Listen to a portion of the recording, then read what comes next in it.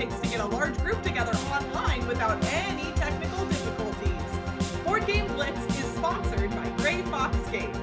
This week, we're talking about our experience at Virtual Gaming Con.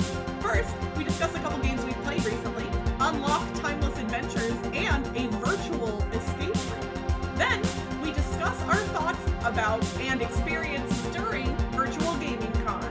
Finally, we wrap things up with a look at the etymology of the word virtual. And now, here are your hosts, Ambie and Crystal. One quick announcement before we hop into the main episode. First off, we just want to thank all of the patrons of our show who are supporting us on patreon.com. You all make this show possible, and you make it possible for us to upgrade our equipment and do other cool stuff every now and then. But we wanted to make sure that if you are one of our patrons and you are not currently in our Slack channel, please go to patreon.com and check the posts that we've put up recently, because we're planning a cool event, and if you aren't in our Slack channel, you will have no way of knowing about it. So head to Patreon if you are one of our patrons so you can find out about it. Yay! Recently, I played Unlock Timeless Adventures, which is... more escape rooms! Yes, an escape room type game. Came out in 2019, and this is one of the big box Unlock games. So Unlock is the escape room that's replayable. It's a deck of cards and has numbers on them, and they're all different themes. But this big box comes with 3 different escape room games in it. The 3 games are the No Side Show, which is like a circus-themed one. And that's a sequel to one of the early Unlock games, Yeah, right? yeah. The early one, there's a couple of early ones in that same universe. Oh, okay. There's like the bad guy, I think that's his name, No Side. And that one's, I think it's like the easiest one too. And the earlier ones are also easy, so that's like more beginner level. The other ones are Arsene Lupin and the Great White Diamond, which is a mystery Sherlocky type one, and then Lost in the Chrono Warp, which is a time travel one. Yeah. So I played these with Toby, 2 players, and I liked all of them again. So I'm really excited by these new big box unlocks because I've been having a great time with all of them. And I think we liked the last one the best. The first 2, so there were some parts where we got a little stuck, but for the most part, it flowed really well. But the last one, it flowed really well, and it went perfectly with like the way we think, I guess. So I love when those moments happen. Yeah. It's just clicking. Yeah, so we didn't need to use any hints, which was great, because the other ones we used a couple hints, because like for one of them on the second case, we knew what we had to do, and we just like weren't actually executing it the way that it needed to be executed. Like, but we knew the trick, and then we had to use a hint for that. So that's kind of frustrating. But yeah, so the Lost in the Chrono Warp one, the time travel one, it was really cool with the theme too. Like I liked the story and the theme, as I mentioned in the last episode, where time travel is one of my favorite themes, and I liked how they did it, and I love escape rooms. So yeah, they did it really well, and they have some really neat things with how they do the cards, because they have cards and they have art on the cards, and they have new things with how you can place the cards and stuff. I don't want to go into too many spoilers, but I really enjoyed it. This is the Unlock Timeless Adventures, and I think the third one, Lost in the Chrono Warp, might be my favorite unlock so far. Ooh, that's high praise. Yeah. Although I don't remember like all of the other ones, but I know like the early ones I didn't like as much as Exit, but I'm starting to like them more than Exit, maybe. I don't know. That brings up a good point. I want to go on a tiny tangent here, because I sometimes feel like I don't have great long-term memory about lots of games that I play, but especially escape rooms, and I wonder if that's because they are just a single short time length experience, and they tend to be some of my most enjoyable gameplay sessions, but the details often don't stick in my brain for a long time. And same here. I don't know why that is, but I feel bad because then people like 2 years later will be like, oh, how did you like that one? And I'm like, I don't remember. And like, that doesn't mean it was bad or even forgettable, but those details don't stick for me. And I wonder if our listeners experience the same thing. Yeah, and I think it might be because it's a one-time play. With other games, even if you haven't played them in a while, you probably played them more than once. So you remember maybe not the specific game experience, but like the game in general. But here is just one experience each time.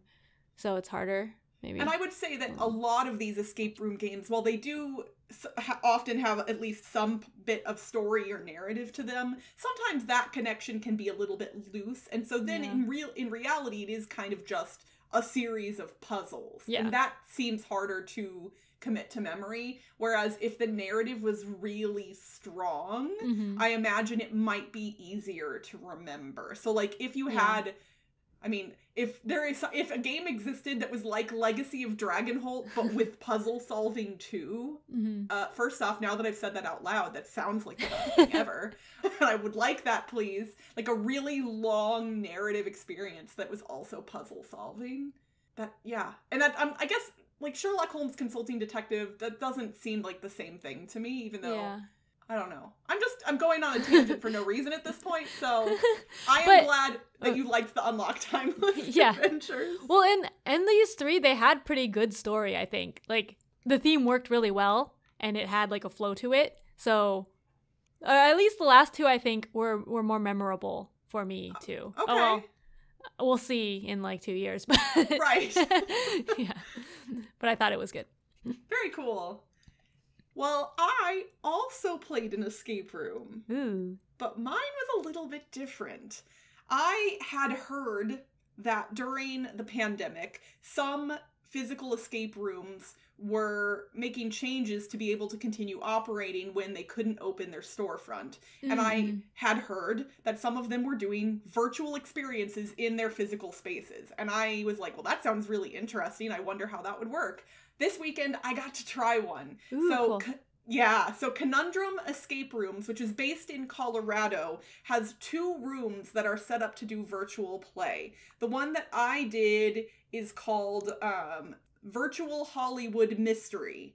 And the way that they facilitate this is you and whoever else you want to have participating with you, doesn't have to be in the same room, you can be anywhere in the world, theoretically, all get on a Zoom call with a person in the escape room building. That person is your guide and also a character in the story. So and again, I'm not going to spoil any of the details of how this works, but basically our guide, his name was Levi, and he was a detective that had been previously kicked off of another case because he was, inept and couldn't do anything right.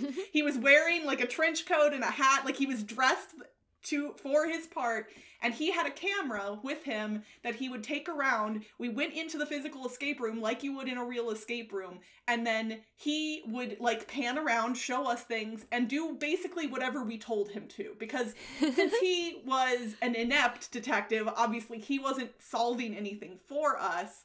But so we would say, okay, we want to go look at the dresser, or we want to look at the wall, or whatever. And I kid you not, I've been to a bunch of real life escape rooms. This felt nearly identical to that for me. Wow. It sounds like a real point and click adventure. Yes, it really was. And they had, for small details on specific items that would be kind of difficult to see through the camera, they had screenshots prepared of those items so they could bring those up during the Zoom call so we could see them more clearly. I absolutely loved this. So the virtual room costs a total of $75. They have 2 virtual rooms, and I will be playing the other one that they offer in the near future because I had so much fun with the first one. But I think if you get a group together, even if it's, local friends, but everybody's at home, everybody gets on the Zoom call, this experience was a 90-minute experience, and I think it was well worth the price, especially if you split that up amongst your group members. I loved it so much. And we literally got out, like we solved the mystery with, I think, 3 minutes remaining of our 90 minutes. We were really far along with like 20 or 25 minutes to go, and then we kind of like got stuck for a while. Yeah, and it was neat because Levi was able to give us hints if we wanted. And it was neat because since he was in the room with us, it was a more helpful way of providing hints than normal because he could provide different types of hints. He could speak in character. He could just move the camera a specific direction or point it at a certain thing. And then he could theoretically, if we had wanted to, he could tell us stuff like more specifically, but we didn't ever really get to that point. He usually was able to kind of just very gently guide us. And it was just so seamless. He was wonderful. I don't think anyone from Conundrum Escape Rooms probably listens to our podcast, but promote Levi. He's wonderful. I was enamored with the whole experience, and I would highly recommend it to any of our listeners. If you're looking for a fun thing to do with your family or friends on a weekend and you're, all safely at home because of the pandemic, this is a great option. I will have Ambie put links to the Conundrum Escape Room's website in our show notes, so it'll be easy to get to. But yeah, I cannot speak highly enough about this place and how they did this specifically. Oh, and for content, as far as like family friendliness, I can look and see the difficulty rating on their website is moderate. And I'm trying to see if there is like an age thing. They don't have an age thing listed. I would say, so the loose story here is that a Hollywood starlet has been kidnapped, and you have to figure out who took her and where they took her to. These are not spoilers. That's the premise of the room. So there are some creepy references to her kidnapping, but nothing that is overtly adult in nature. So I would say it is probably safe for most kids in that regard, but obviously parents can judge that on their own. It'd be cool if a bunch of places start doing the virtual thing, because then you can just try a bunch, because the problem with being able to try a bunch is that, like, you have to travel. Right. So. Like, you could try right now, like, in theory, I don't know obviously what businesses are doing this, but like we could do an escape room in Australia or Korea or whatever. Like, if businesses pick this up, like, you could open your audience to worldwide. Mm-hmm. And the thing that I specifically enjoyed about this one that I didn't realize would happen in advance is I am that person that tends to dwell on items in an escape room that are completely useless. Mm-hmm. And because our physical presence was a person familiar with the room, like, he wasn't leading us, but if we tried to open a thing and it didn't open, he would just say, yep, this drawer is locked, it doesn't open. So we wouldn't have to be like, am I doing this thing wrong? Or did I, you know what I'm saying? Yeah. You wouldn't have to manipulate things more than you needed to because he knew how to manipulate the things. Yeah. And that it was always save in time character. Too, yeah. Yeah, it was just so perfect. Cool. So that was Conundrum Escape Room's Virtual Hollywood Mystery.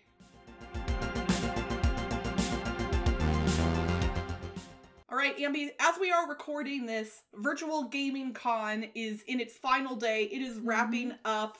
So for those of you who are not aware, Virtual Gaming Con is the online convention co-hosted by Board Game Geek and the Dice Tower, and it was a weekend filled with scheduled and unscheduled events and board games online. Yep. Ambie, what did you think of Virtual Gaming Con, and what did you do during the event? So going into Virtual Gaming Con, I was not expecting to be able to participate much because my schedule is pretty tight. I mean, yeah, two less than 1-year-olds will generally do that to a person. Yeah, so I'm really only available for gaming after 7 p.m. Pacific each night, which for people in the US, it's usually difficult to game because the people on other time zones are already like late and going to sleep then. And also, I don't really like digital board games. Like, I've played on Board Game Arena, and I guess that's the main big one. I've done apps too, but I don't really like them that much because I like being able to see the whole table, and I don't know, I just don't like the interface usually. So I wasn't expecting much, but then I actually had a lot of fun, and I was actually able to participate a lot more than I expected. So they had like a big Discord server, and they had a bunch of events going on, and they had a Looking for Games channel. So whenever you're looking around for open gaming, you can go in there. And I actually was able to play a game one of the evenings just by going in that channel, because that was like the one evening that I was completely free. So I was able to play a game of Fantastic Factories on Tabletopia. I love it. So was that your first time playing the game? Or yeah, it was my first time playing the game. Gil Hova actually taught me. That's awesome. Okay, so yeah. I know, pause for 2 seconds, very quick. What did you think of Fantastic Factories? I liked the engine building part. I didn't really like the dice. because I don't like Okay. dice. I don't like dice where it's just your dice and your own dice pool. But yeah, I like engine building stuff, so that part was fun. But Tabletopia, I do not like. So, like, the interface is laggy, and I don't know if it's just my computer or because I was playing in the browser. I'm not sure, but it was laggy and it was hard to control the things. I would like try to discard a card, and it ends up tilting over the deck of cards because you didn't put it in the exact right spot. So I was like, okay, I still don't like digital games after this. But then I played The Crew with you on Friday, I believe. I think that was Friday, yes. Okay. Yeah. So you convinced me to download Tabletop Simulator. Or to buy and download Tabletop Simulator. So was this a mistake or no? No, it was not a mistake because I actually liked it. Yay! So this is like the first time I've liked, well, I mean, I think I like the platform. Yeah, I think Tabletop Simulator, when a mod is set up well, it works really well. Yeah, so I guess that was a good mod. I haven't tried any other games on it yet, so I'll have to try other games. But yeah, it was good. Like, I could see there was the right amount of rules enforcement. When you put the cards in where you wanted them to go, they went there. And like, I could see what I needed to see, so that was cool. I had a lot of fun with that. We played The Crew Friday night, and then I also taught The Crew to some people on Saturday. Well, they had kind of played it previously, but it had been a while, so it was kind of a short reteach. But yeah, so I got to play The Crew 2 different days with 2 different groups, and one day we got to level 6, right? Yeah. And it took us a while to beat level 6. Yeah. And then the next day, I think we got to either level 6 or level 7. So it was like right around the same. Level 6 is hard. Yeah, the limited communication. It's so much better with 5 players than with 2 players, though. Like, with 2 players, we don't need the communication because it's very rare that, like, you don't have multiple cards of a suit in 2 players. So with 5 players, that happens more often, so it's more dangerous playing the suits because, like, someone might only have that card. So yeah, it's way more fun with 5 players. If I had to guess now, obviously, like, a single play of The Crew is playing a level, and that's really quick. But I think now I've probably played The Crew, gosh, how many times? I haven't been tracking, so it's hard to know for sure. But I think I've played The Crew somewhere, like, in the vicinity of, like, 30 to 35 times, probably. And I still love it just as much, if not more, than when I first learned it on the cruise. Nice. I'm checking my place. I have been doing such a horrible job of tracking during the pandemic. Now, admittedly, I'm playing less also, but the thing is, I never used to track digital plays, even pre-pandemic. So when I would play a game on Board Game Arena, like, that's a real game. Like, if I played For Sale or Coloretto on Board Game Arena, I theoretically should be tracking those plays because I played the game, but I've never done that, and I haven't started doing that during the pandemic, even though I should, because I guarantee you we're going to be recording an episode at the end of this year, and I'm going to be looking at my tracked plays and going, oh, like, it's going to be bad because I'm going to have no idea. I mean, I'll have an idea, but it's so much more helpful when I track, and I hate tracking, so I've gotten lazy.